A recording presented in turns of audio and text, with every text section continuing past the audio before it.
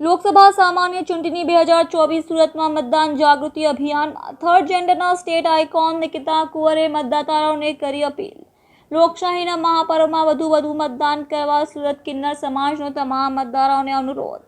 જાગૃત મતદાતા લોકતંત્રનો ભાગ્ય વિધાતા સ્ટેટ આઇકોન નિકિતા કુંવર આગામી લોકસભા ચૂંટણીને અનુલક્ષીને સ્વીપ મતદાન જાગૃતિ પહેલ અંતર્ગત લોકશાહીના મહાપર્વમાં મહત્તા મતદારો મતદાન કરે અને લોકશાહીના અવસરમાં વધુમાં વધુ લોકો સહભાગી બને ચુનાવ કા પર્વની ઉત્સાહભેર ઉજવણી કરે એ માટે સુરતના કિન્નર સમાજના સ્ટેટ આઇકોન નિકિતા કુંવરે સુરતના નાગરિકોને વધુમાં વધુ મતદાન કરવા અપીલ કરી હતી।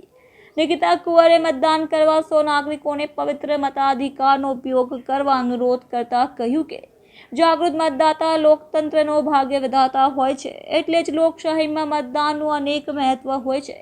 સૌ મતદાતાઓને સપરિવાર મતદાન કરી લોકશાહીના મહાપર્વની ઉજવણી કરવી જોઈએ। ભારતને યુવાનોને દેશ ગણવામાં આવે છે, ત્યારે 18 વર્ષથી વધુ વયના યંગસ્ટર્સની આળસ છોડી જાગૃત થઈ મતદાન કરી લોકશાહીની પ્રક્રિયામાં સહભાગી બનવા ભારપૂર્વક જણાવ્યું હતું। કિન્નર સમાજના અગ્રણીઓ નૂરી કુંવર કશીસે કુંવરે નાગરિકો મતદાનની અપીલ કરતા જણાવ્યું હતું કે વિશ્વના સૌથી મોટા લોકશાહી દેશ ભારતમાં લોકો દ્વારા લોકો માટે અને લોકોનું શાસન ચલાવે છે। 18 વર્ષથી વધુની વયના તમામ નાગરિકોને મત આપવાનો અધિકાર મળ્યો છે, ત્યારે લોકશાહીમાં મતદાનનો અધિકાર બહુમૂલ્ય છે।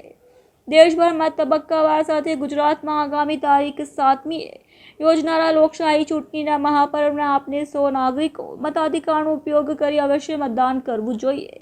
નૂરી કુંવર કશીસે કુંવરે વધુમાં કહ્યું કે દેશના સર્વાંગી વિકાસમાં આપના પ્રત્યેક મતનું આગવું મૂલ્ય છે। મજબૂત લોકશાહીનું નિર્માણ કરવા દેશને સશક્ત કરવા માટે મતદાન અતિ આવશ્યક છે અને દેશના નાગરિકો તરીકેની ફરજ પણ છે જે લોકશાહી પ્રક્રિયામાં સક્રિય ભાગીદારી સાથે સક્ષમ બને છે, જેથી કિન્નર સમાજ વતી સુરત શહેર સહિત રાજ્યના નાગરિકોએ આ મહાપર્વમાં હોશે હોશ પરિવાર સાથે મતદાન થકી સહભાગી થવા તેમને અપીલ કરી હતી। નમસ્કાર, મારું નામ છે નૂરી કુંવર કશીસ કુંવર। અમે નાનપુરા હિજડાવાડના રહેવાસી કિન્નર છે। ચૂંટણીનો માહોલ છે કે પ્રકારે તમે લોકોને મતદાતાઓને રીઝવવાનો પ્રયાસ કરી રહ્યા છો?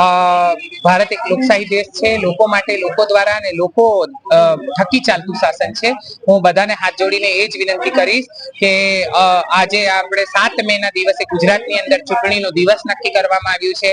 વ્યક્તિઓ કોઈ પણ બહાના બનાવ્યા વગર કે અમારી પાસે જવાનો સમય નથી અથવા તો પછી અમે થાકેલા છે, આરામનો દિવસ મળ્યો છે તો આરામ કરીએ અથવા તો પછી અમારા વોટિંગ કાર્ડ નથી મળતા, પરંતુ આવા બધા બહાનાઓને છોડીને તમારા ઘર સુધી તમને જે પર્ચી આપવામાં આવે છે એ લઈને નજીકના પોલિંગ બૂથ પર જઈને તમે અવશ્ય મત આપજો। આ એક નાનો તમારું મત પણ બહુ મહત્વનું અને કિંમતી છે, કારણ કે ભારતના વિકાસની અંદર તમે પણ તમારો પરચો આપ્યો અને તમે પણ ભારતીય નાગરિક છો, એટલા માટે તમે એટલા ધીર ગંભીર છો એ જણાવવા માટેનું આ એક સારો દિવસ છે।